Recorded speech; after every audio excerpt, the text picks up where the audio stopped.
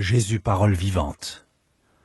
Il est le créateur de la Genèse, le libérateur de l'Exode, le grand prêtre dans le Lévitique, l'espion courageux des nombres et le grand pédagogue dans le Deutéronome.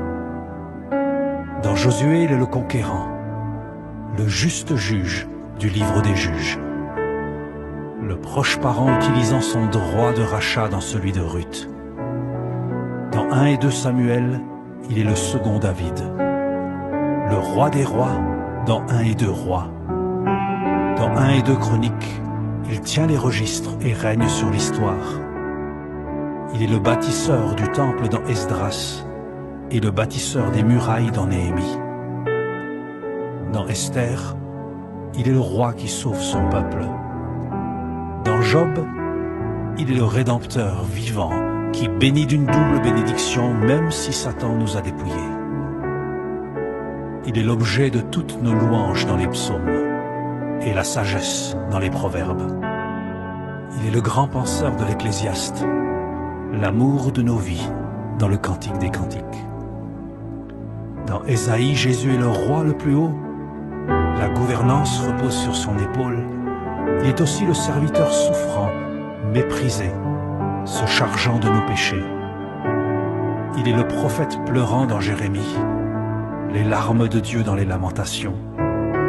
Dans Ézéchiel, il envoie son esprit sur les ossements desséchés qui reviennent à la vie. Dans Daniel, il est le 4e homme dans la fournaise et la pierre surnaturelle qui détruit les fondations des royaumes de ce monde. Dans Osée, il est le mari fidèle au cœur brisé. Il est la pluie de l'arrière-saison dans Joël. Il est le torrent de justice dans Amos, le souverain et juge des nations dans Abdias. Il est le Dieu de la seconde chance dans le livre de Jonas. Il est juste, rempli de miséricorde et humble dans Michée. Dans Nahum, il est la colère et la consolation de Dieu. Dans Habakkuk, il est la connaissance de la gloire de Dieu, recouvrant la terre comme l'eau le fond des océans.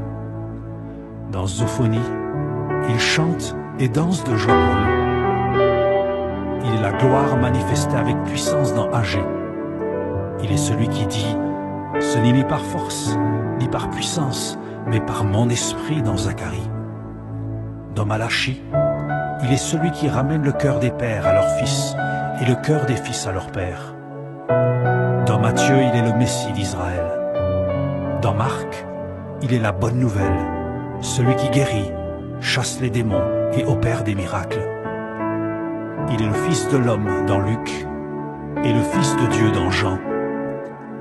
Il est le bâtisseur de l'Église dans les Actes, la justification par la foi dans les Romains.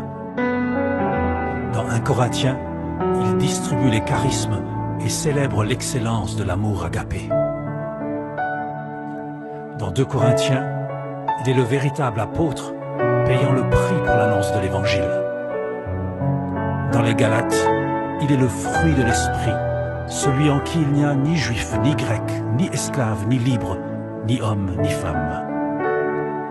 Dans Éphésiens, il équipe son Église des ministères et nous revêt de l'armure de Dieu.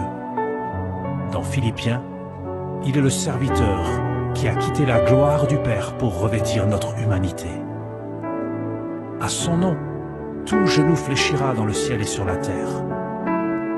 Dans les Colossiens, il est celui qui nous a délivrés de la puissance des ténèbres pour nous transporter dans son royaume. Dans 1 Thessaloniciens, il est l'évangile prêché par la puissance du Saint-Esprit.